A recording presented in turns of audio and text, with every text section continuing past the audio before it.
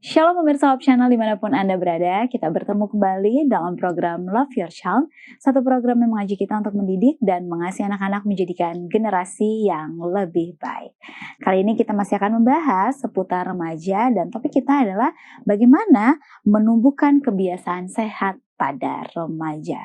Mungkin terkesannya sepele ya, anak-anak remaja kita sehat kok, tapi bagaimana menumbuhkan kebiasaan sehat pada masa remaja untuk mereka di masa yang akan datang. Kita akan membahasnya bersama dengan narasumber yang telah hadir, yaitu Ibu Ellen Gultom. Beliau merupakan seorang praktisi pendidikan dan juga penulis artikel remaja. Shalom Ibu Ellen. Shalom Eva. Ini kita membahas mengenai kebiasaan sehat. Kayaknya kalau topik kebiasaan sehat nih lebih banyak ditekankan ke orang tua ya. Buat anak remaja kurang menarik. Iya, atau anak muda gitu kan. Anak muda yang ke orang tua sebenarnya. Ini saya baru pertama kali nih mendengar untuk anak remaja. Kenapa kita membahas ini untuk anak remaja? Betul. Nah, jadi ini adalah salah satu topik yang mungkin bagi anak remaja kalau kita bawa ini nggak terlalu penting. Betul. Tapi bagi orang tua, saya percaya semua orang tua menginginkan anaknya sehat-sehat. Iya. Tetapi banyak itu yang kita mau bahas hari ini ya, ada hal-hal yang sebagai orang tua kita mungkin luput ya, kurang aware, kurang menyadari bahwa kebiasaan hidup sehat itu kan dimulai di rumah dan orang tua lah yang menumbuhkannya. Jadi kenapa banyak orang-orang setelah udah tua berbagai macam penyakit itu semua berawal dari usia remaja. Karena ada istilah ya dari Nyonya Ellen G. White, seorang penulis buku berkata, masa muda adalah masa menabur, masa tua adalah masa menuai. Jadi di masa muda kelihatan tadi seperti Eva bilang di pendahuluan kayaknya anak-anak sehat-sehat aja, belum ada penyakit, mereka sepertinya aktif saja, walaupun dengan pola hidup yang sebenarnya orang tua tahu tidak sehat, tapi mereka sepertinya baik-baik saja, tetapi mereka akan menuainya nanti di masa tua. Jadi sebelum kita nggak mau dong anak-anak kita, karena itu akan menjadi salah kita sebagai orang tua ketika anak-anak kita nanti menderita di masa dewasa, mereka di masa tua. Nah, kita nggak mau itu terjadi. Jadi kita kali ini akan membahas lebih ke kesehatan secara fisik ya. Tapi apakah ada hubungannya kesehatan fisik? Kita tahu sekarang banyak pembahasan mengenai kesehatan mental atau kesehatan lainnya. Apakah itu berpengaruh kah?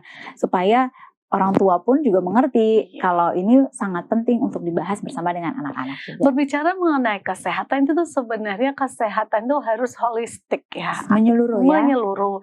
Jadi setidaknya ada 3 dimensi lah kesehatan seseorang itu, fisik, emosional dan mentalnya.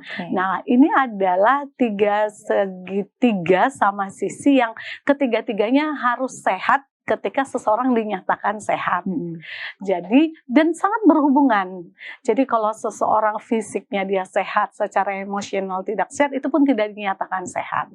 Tetapi hari ini yang menjadi fokus kita adalah kebiasaan-kebiasaan hidup sehat secara fisik. Ya, yang sering luput dari pembiasaan di rumah yang kita anggap nggak apa-apa. Wah, ini yang mau kita bahas. Sebelum kita bahas kebiasaan fisik apa aja nih yang perlu kita lakukan, apa manfaatnya bagi si anak kalau kita membiasakan kebiasaan fisik ini untuk masa depan anak-anak kita. Jadi pembiasaan itu bisa karena biasa ya. Jadi membiasakan anak pola hidup sehat akan membuat mereka ketika mereka dewasa itu akan mereka teruskan.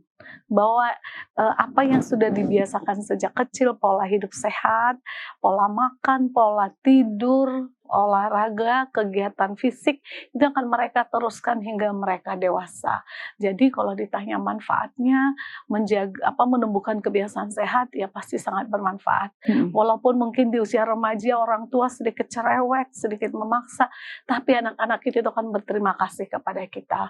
Ketika mereka dewasa nanti mereka menuai hasilnya, mereka tetap sehat di usia produktif, mereka sehat sampai tua, itu tidak lepas dari peran orang tua saat mereka masih anak-anak remaja di rumah, karena pembiasaan pola hidup sehat itu tadi. yang dibiasakan bagi Mm-mm. orang. Nah, berikutnya apa aja nih Ibu Ellen mengenai kesehatan Mm. fisik kita? Ada 3 hal sebenarnya kalau bicara mengenai fisik, apalagi untuk remaja, tidak banyak. Ada 3 hal saja yang kalau dilakukan dengan benar di rumah sehari-hari kepada anak-anak remaja, ini akan membuat mereka sehat di masa remaja dan sehat sampai tua. Yaitu masalah makanan, masalah tidur, dan masalah kegiatan fisik atau olahraga. Mungkin orang beranggapan ya sudah lah, kita udah biasa makan seperti biasa, terus anak muda, ternyata ini hal-hal yang penting ya Bu Ellen ya. Nah itu seperti apa? Nah, pertama makanannya. Ya. Sering kan kalau untuk anak remaja itu orang tuh selalu bilang masih masa pertumbuhan gitu ya, sehingga semuanya dikasih sama anak, apapun yang anak mau kasih aja, masih masa pertumbuhan, makan yang banyak. Betul. Coba orang tua kita ingat-ingat deh, kalau kita lagi cek anak kita mungkin lewat telepon genggam atau telepon, pasti yang selalu kita cek udah makan belum? Ya udah makan Nak. Jadi kita selalu membuat makanan itu sesuatu hal yang penting, utama bagi mereka, sehingga itu yang terus kita tanya. Itu tidak salah juga bahwa makanan itu makan yang teratur. Sebenarnya tujuan orang tua kan hanya itu ya, makan tuh harus teratur supaya tidak sakit, harus makan supaya punya tenaga. Tetapi orang tua sering kita yang terlalu lah ya, semua terlalu kan tidak baik, sering menekankan bahwa makanan itu lebih penting dari yang lain, sehingga tidak sadar kita orang tua sedang mendidik anak-anak menjadi gelojoh. Kata lain dari gelojoh itu rakus, berlebihan dan menganggap makanan itu adalah sesuatu yang sangat paling penting dalam hidup gitu. Padahal belum tentu ya Bu Ellen. Dikit-dikit makan, ada acara apa makan, kemana makan. Jadi semua katanya acara intinya makan. Ini kan sesuatu yang kita harus perbaiki dari mindset anak-anak kita, bahwa memang benar teratur makan, tetapi makanan itu bukan segala-galanya. Makan itu tujuannya apa? Itu harus konsepnya jelas kepada anak-anak. Makanan kita hidup bukan untuk makan, ya, tetapi kita makan hanya untuk hidup aja, tidak perlu berlebihan. Nah ini yang konsep yang pertama, walaupun kita menjaga fisik anak kita, tapi ada konsep yang harus kita ketahui ya. Kita masih dibetulkan. Kita masih akan lanjutkan mengenai menjaga kesehatan fisik tadi, mengenai makan dan hal lain berikutnya ya Ibu Ellen ya, dan pemirsa tetaplah bersama kami di Love Your Child.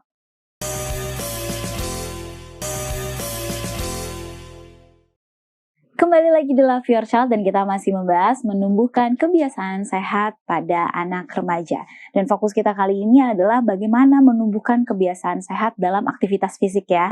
Tadi Ibu Ellen sudah katakan pertama mengenai makan. Nah apalagi nih lanjutannya mengenai makan Bu Ellen? Ini masih makanan ya. Yang pertama tadi prinsipnya saya mau katakan, orang tua hati-hati jangan membuat makanan menjadi sesuatu yang paling penting dalam hidup anak. Ya karena tadi karena masih pertumbuhan, sehingga semua sedikit-sedikit makan ya.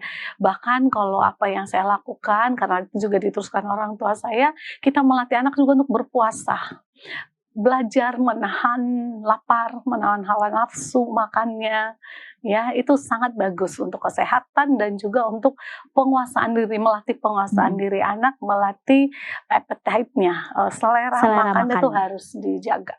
Yang kedua yang harus kita perhatikan tentu saja adalah pemilihan makanan yang sehat. Nah jadi kita menganggap kalau anak-anak remaja itu masih muda, masih kuat, semua makan aja gitu ya. Tapi yang saya mungkin ya waktu masih muda dia kuat, tidak masalah, tidak juga jadi obesitas, anaknya masih belum baik-baik aja, sehat-sehat. Tetapi yang harus kita hati-hati adalah kebiasaan atau pola makan yang salah ini akan diteruskan sampai besar sampai dewasa sampai tua, sehingga sudah terlalu terlambat. Contoh, ketika dia hanya makan dengan daging-dagingan, Iya, betul. ya menjadi gelojo. Ada saya tahu anak kalau tidak makan daging nggak mau makan. Wah, ini Jadi berbahaya juga. kemana-mana mamanya harus bawa makanan khusus buat anaknya. Tidak bisa makan semua jenis, hanya jadi dimanjakan, anak terlalu dimanjakan dengan makanan-makanan yang justru tidak sehat. Jadi dari sejak dini, bahkan di usia remaja, kita harus tekankan ke anak pentingnya pintar memilih makanan yang sehat untuk dia. Makanan yang sehat itu seperti apa sih? Ya, makanan yang terbuat dari tumbuh-tumbuhan, Itu yang biji-bijian, sehat. buah-buahan, sayur-sayuran. Saya tahu masalah hampir semua atau banyak sekali ibu-ibu adalah anak-anak yang nggak suka makan sayur, ya. Bukannya tidak dibiasakan dari kecil, tapi setelah remaja pada nggak mau suka sayur. Nah, salah satu yang bisa kita kasih tahu kepada anak remaja kita, manfaat dari memakan sayur-sayuran adalah, satu, kalau punya anak perempuan umpamanya kita bisa bilang kulit kita itu akan menjadi lebih sehat, lebih bercahaya, lebih glowing. Jadi bukan karena skincare loh, tetapi dari makanan. Jadi jangan menghabiskan uang untuk anak remaja, masih remaja udah beli skincare, tetapi tidak memperhatikan makanannya yang justru sebenarnya lebih banyak berperan pada kesehatan kulitnya. Nah, jadi pemilihan makanan yang sehat, menghindari makanan-makanan junk food, ya, makanan yang tidak sehat, yang mengandung terlalu banyak lemak. Walaupun seperti tadi katakan, sepertinya mereka makan nggak ada yang terjadi, belum ada kolesterol mereka, belum ada penyakit-penyakit lain, tapi kebiasaan inilah yang nanti sulit diubah saat mereka sudah dewasa, dan akhirnya saat mereka sudah kena penyakit, tidak terbiasa makan makanan yang sehat. Wah, ini baru soal makanan aja ya, bagaimana cara menjaga kesehatan anak remaja. Bukan hanya makan teratur, tapi ternyata menu makanan pun kita pemilihan makanan kita harus bicarakan bersama dengan anak remaja kita. Nah, berikutnya yaitu soal apa nih? Makan, yang kedua tidur. Wah, ini dia tidur. Anak remaja nih kayaknya suka tidur seenaknya aja nih Bu Ellen. Itu dia. Jadi ada dua sebenarnya masalah tidur ini. Satu, kurang tidur, yang kedua kebanyakan tidur. Betul. Jadi yang kurang tidur ini sebenarnya adalah ketika siklus tidur mereka itu tidak baik, malam begadang, nonton, main games, atau ada mungkin beralasan mengerjakan tugas, apapun itu, anak remaja tidak boleh begadang, tidak boleh tidur larut, harus tidur sebelum jam 12 malam. Karena sebelum jam 12 malam itu disitulah tubuh kita menghasilkan zat-zat yang bermanfaat membangun tubuh kita, membuat tubuh kembali sehat di pagi harinya. Kalau lewat dari jam 12, tubuh kita tidak akan memproduksi berbagai hormon atau zat-zat yang bagus untuk pertumbuhan mereka. Siklus tidur mereka harus perhatikan. Orang tua yang mungkin anak remajanya udah punya kamar sendiri, harus dicek tengah malam, coba intip, dengar, ketuk apakah anaknya udah tidur atau belum, dan tanya mereka baik-baik, karena kan kalau anak remaja sudah punya kamar sendiri, ini yang sering luput dari pengawasan orang tua. Kita tanyakan apakah anak-anak kita itu bermasalah dengan masalah tidur, kamu bisa tidur malam, dan itu sebenarnya tanpa ditanya kelihatan kok. Kalau pagi-pagi mereka susah bangun pun dipaksa tidak segar, matanya di sini ada kantong mata atau gelap di bagian mata. Nah, itu berarti anak itu sudah tanda-tanda kekurangan jam tidur, atau mungkin dia lemes, dia loyo gitu ya. Dan itu yang pertama, kurang tidur. Itu harus diperbaiki, karena kebiasaan tidur yang salah ini sampai dewasa loh, ke bawah-bawah. Nanti akan ke bawah terus ya. Terus ke bawah terus. Lalu yang kedua itu yang kebanyakan tidur tadi. Iya, atau mungkin tidur terus nggak kemana-mana. Itu juga masalah. Karena kan banyak anak remaja jadi suka mager kan. Mereka ini anak remaja sekarang ini tergolong generasi rebahan yang malas-malesan, mager, karena sambil nonton, karena sambil main gadget, lalu akhirnya tidur, bangun tidur lagi. Nah, itu pun menjadi sebuah masalah. Tidur yang terlalu lama pun itu akan juga membuat tubuh menjadi lemah. Jadi penting untuk mengatur jadwal dalam tidur ini ya Bu Ellen. Ya, harus. Kalau remaja itu 8 sampai 9 jam itu batasnya. Jangan juga tidur lewat dari 9 jam dalam satu hari. Sudah terlalu banyak. Tapi jangan kurang dari 8 atau 7 jam anak remaja. 8 jam lah yang pas buat anak remaja. Nah, ini perlu diperhatikan oleh orang tua. Nah, berikutnya Yang apa ketiga, lagi Bu Ellen? tadi makan, tidur, dan aktivitas fisik. Nah, ini yang kalau makan udahlah ya orang tua, waduh sangat perhatikan makan anak-anak. Tidur juga mungkin orang tua ya, masih kontrol. Nah, yang sering luput adalah pentingnya membiasakan berolahraga kepada anak remaja. Karena dianggap masih muda, belum ada penyakit, belum ada obesitas, menganggap belum penting itu kebiasaan berolahraga. Padahal itu tadi, ini kan pembiasaan yang membuat itu menjadi habit mereka sampai dewasa nanti. Jadi di usia remaja pun orang tua harus menekankan pentingnya berolahraga. Bukan sekadar bermain, bukan sekadar pas pengen, tetapi berolahraga yang teratur. Rutin. Jadi dalam setiap hari atau dalam seminggu minimal 3 kali, pilih olahraga apa yang mereka sukai, olahraga permainan boleh, olahraga sekadar jalan boleh, tetapi anak-anak remaja bahkan kita harus tuntut untuk berolahraga. Supaya ini menjadi kebiasaan mereka sampai dewasa. Ini 3 yang pertama saja, tapi udah sangat menarik dan bisa kita bayangkan kalau 3 pertama dilakukan dengan benar atau teratur oleh anak-anak kita, khususnya anak remaja, pastinya akan membuat mereka mempunyai kebiasaan yang baik. Kita masih akan membahasnya, kira-kira apa lagi yang harus dilakukan untuk membuat kebiasaan yang baik dalam menjaga kesehatan fisik. Tetaplah bersama kami, The Love Your Child.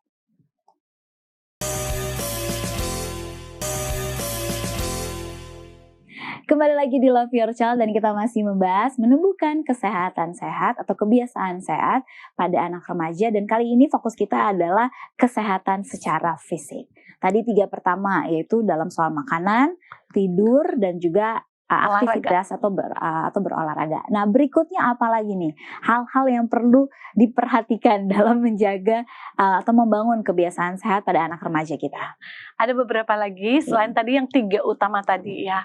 Ada hal-hal yang sepertinya sepele juga ya, tetapi penting. Nah, yang berikutnya adalah kesehatan gigi. Gigi. Oke, ada apa? Gimana? Nggak lucu dong, umur 40 banyak loh yang udah ompong, iya, betul. Giginya tidak kuat, atau gigi udah sakit-sakitan gigi. Udah nggak bisa makan makanan yang mungkin belum di usia lansia, gigi udah nggak bisa minum yang dingin, udah nggak bisa makan kerupuk karena gigi lemah. Jadi itu semua dimulai dari kebiasaan atau pola hidup sehat di masa remaja. Kalau anak-anak oke lah masih giginya berganti. Nah, masuk usia remaja itu kan gigi udah permanen, dan betul. Orang tua sudah nggak menyikat gigi anak dong. Semua remaja harus belajar bertanggung jawab untuk memelihara dia punya kesehatan tubuh dari ujung rambut sampai ujung kaki. Ya, jadi gigi ini yang sering terluput karena mungkin orang tua lupa ingatin sikat gigi malam. Anak-anak remaja yang sudah mulai malas sikat gigi. Jadi orang tua kebiasaan menyikat gigi sebelum tidur, setelah makan, 2 kali sehari minimal dalam sehari. Itu kita ulang-ulang kepada anak remaja kita. Jangan sampai nanti di usia tua, yaitu belum saatnya ompong, udah ompong. Betul. Mungkin di usia remaja kayak nggak apa-apa. Kayak nggak ada masalah apa-apa. Nggak disikat gigi juga kayaknya nggak ada apa-apa. Aman-aman aja. Tapi kita ini berbicara mengenai menabur di usia muda, menuai di usia tua. Kita tidak mau di usia tua mereka menjadi menderita karena kelemahan-kelemahan fisik. Nah, itu gigi ya. Itu gigi. Berikutnya apa lagi Bu Ellen? Yang berikutnya ini kulit nih. Wah, kulit. Memang ada apa dengan kulit? Anak remaja kan kulitnya masih bagus nih Bu Ellen. Kenapa kalau tidak dijaga di usia remaja, ada apa di masa tuanya? Nah, ini dia. Ada 2 sebenarnya masalah kulit remaja yang perlu diwaspadai. Pertama, yang terjadi di usia remaja, yaitu masalah jerawat, ya kan. Nah, penyebab utama jerawat ini sebenarnya selain makanan adalah ketidakbersihan. Kan ada beberapa penyebab jerawat ya, hormon segala macam, tapi sebenarnya salah satunya adalah kurang bersih ya. Kurang bersihnya. Jadi kebiasaan membersihkan wajah sejak remaja itu kita sudah harus ajarkan kepada anak-anak. Biasanya hanya anak-anak remaja perempuan ya. Tapi anak remaja laki-laki justru sekarang lebih banyak berjerawat karena perempuan kan udah mulai peduli nih. Dan anak-anak remaja laki-laki yang suka nggak peduli akhirnya mereka berjerawat. Waktu masih remaja berjerawat kayak biasa, tapi nanti setelah tua udah mulai nih bolong-bolong, kan kasihan mereka menyesalnya nanti di usia dewasa. Jadi orang tua, ayo kita lebih perhatikan kesehatan kulit anak kita. Yang kedua ini masalah penggunaan tabir surya. Ada apa? Seberapa pentingnya ini? Iya, jadi bagi kita menganggap atau bagi anak remaja sendiri karena kulitnya masih bagus, masih kuat terbakar matahari. Saya masih ingat dulu kena matahari jam berapa lama pun, karena masih muda masih kuat. Tetapi bukan itu yang diwaspadai ketika sudah tua. Akibat dari terpaparnya sinar matahari yang menyebabkan kulit kita di masa tua ini menjadi bermasalah, ada flek lah, ada pengeriputan dini, belum saatnya keriput, baru usia berapa sudah keriput, dan masalah-masalah kulit lain yang membuat akhirnya menyesal, sudah terlambat, karena waktu dari remaja tidak dijaga. Jadi orang tua yang punya anak remaja, ayo kita ingatkan mereka, kita belikan atau kita siapkan setiap mereka keluar di rumah, memakai jangan lupa tabir surya, atau mereka bermain di pantai menggunakan juga tabir surya, menjaga kesehatan kulitnya, karena tidak maksudnya ada juga kasus-kasus kanker kulit yang juga karena terpapar sinar matahari atau masalah kulit yang tidak bersih yang berlanjut nanti menjadi penyakit yang serius di masa tua dewasa. Nah, apalagi setelah gigi, kulit, berikutnya ini mata nih. Kenapa dengan mata? Iya, karena kita bisa perhatiin belakangan ini semakin banyak anak-anak yang pakai kacamata ya. Iya, bukan hanya anak remaja kali, lebih banyak lagi ya. Semakin bertambah jumlah anak-anak sampai anak remaja yang memakai kacamata. Betul. Coba lihat sekumpulan anak remaja pasti yang berkacamata. Betul. Ya, jadi apalagi di era-era terakhir ini dengan perkembangan gadget, anak-anak sepanjang hari menatap layar, apalagi di zaman pandemi dengan pembelajaran daring. Benar. Anak-anak terpapar dengan radiasi, dengan layar yang sangat berbahaya kepada mata. Jadi mari kita perhatikan kesehatan mata anak kita, karena mata ini adalah jendela kita. Jangan sampai ada hal yang lebih serius terjadi yang rusak ya pada mata anak-anak. Walaupun kita anggap paling ya udah pakai kacamata sih nanti kalau udah rusak gitu ya.